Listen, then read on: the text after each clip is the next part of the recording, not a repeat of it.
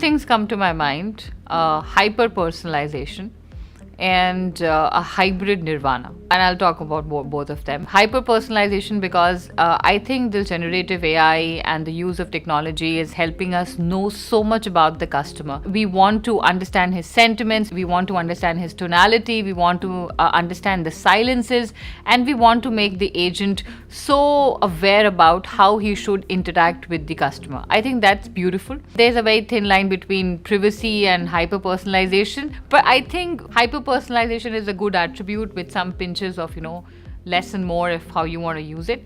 Hybrid nirvana, because I think it's at a juncture where people should identify what journeys and what interactions should actually go through AI and what journeys and interactions should go through the agent. I think if we do that kind of job well and we just don't coerce technology onto the agents, we will not give the customers a tough time and the agents as well.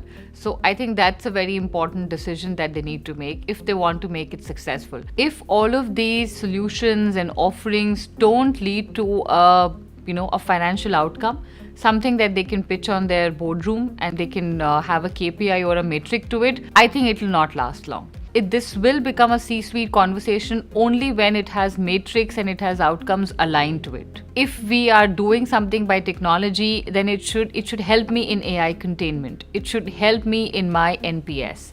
It should help me in more self-servicing.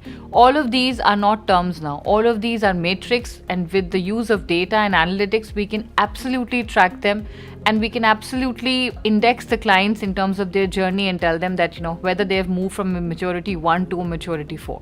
A lot of people are going through different phases of, if I were to put the data maturity or the CX maturity from very vanilla implementations to mediocre to some AI implementation and towards hyper personalization. I think they are buzzing. Every CX event that I go to, I don't see less than 250 people there. It's very surprising that I see people from NGOs, people from government organizations, people from large retail brands. So I don't think we can really localize the CX problem to any particular region or diversity. I think people are out. People want to solve this problem. People want to reduce their cost to serve, and people are getting intelligent on how they should address CX. So I think it's a world. It's getting a world with many options, and people like us will benefit from that.